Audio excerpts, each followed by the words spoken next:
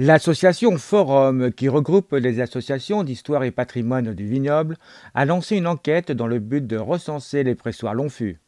Les pressoirs à l'enfût sont des pressoirs à levier. Depuis l'Antiquité, on utilisait ce système de levier pour écraser les raisins, bien sûr, mais aussi les olives, les noix, enfin tout ce qu'il y avait à écraser, quoi. Les dattes. Bon, on trouve encore aujourd'hui dans les sites romains on trouve plus les pressoirs parce qu'ils ont disparu, mais on trouve les installations qui étaient à l'origine, quoi.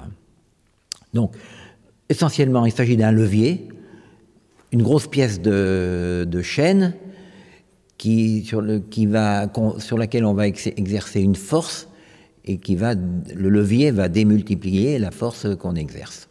Ils ont fonctionné, ce système-là, avec différentes formes, quoi, a fonctionné, donc, comme je le disais, depuis l'Antiquité, et ça va s'arrêter entre les deux guerres, à peu près, puisque ça va être remplacé à ce moment-là par des pressoirs plus efficaces, des pressoirs à vis verticale et à clavette. On a décidé de faire cette enquête parce qu'on s'apercevait que les pressoirs disparaissaient les uns après les autres, souvent, quelquefois d'ailleurs, par manque de précaution.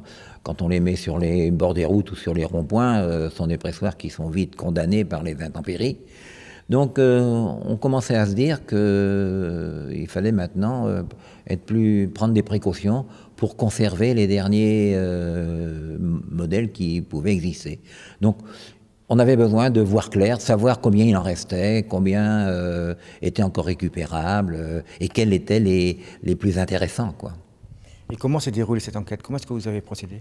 Eh bien, cette enquête s'est bien procédée parce que l'association Forum qui a lancé cette opération est donc un regroupement d'associations de communes. Donc on avait des représentants dans plusieurs communes, quoi. Donc ça a été assez facile, en fait, grâce à cette association, grâce au réseau d'associations qu'elle fédère, de pouvoir réaliser cette enquête, parce qu'il fallait s'appuyer sur des gens connaissant bien leur commune ou leur canton, de manière à recenser ces pressoirs. Je crois que grâce à cette enquête, vous avez appris plein de choses. Oui, on a appris alors plein de choses. D'abord, sur l'enquête, on a trouvé une quarantaine de pressoirs, 41, on est rendu très exactement. On a trouvé 41 pressoirs, on a trouvé des très beaux spécimens, notamment celui le plus important et le plus ancien sans doute, c'est celui du château de Rochefort à la Foissière.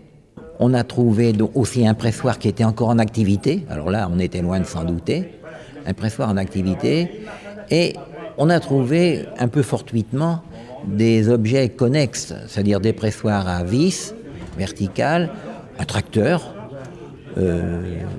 donc des objets très intéressants pour l'histoire de la vigne. Et en même temps, on s'est aperçu qu'il fallait reviser nos idées sur l'histoire de l'évolution des pressoirs. On était convaincus que les pressoirs à vis verticales qui ont remplacé les pressoirs Lonfut sont apparus entre les deux guerres. En fait, on a trouvé un pressoir à vis verticale avec un brevet de 1844. Donc les pressoirs à vis verticale étaient beaucoup plus anciens qu'on le croyait. Mais les premiers pressoirs à vis verticale n'étaient pas suffisamment compétitifs pour détrôner les pressoirs Lonfut. Et il a fallu attendre le début du XXe siècle pour que des nouveaux pressoirs à vis verticale, dits pressoirs à clavette, ont pu concurrencer et venir en compétition avec les pressoirs Lonfut et les détrôner. Alors cette enquête n'est pas terminée, hein.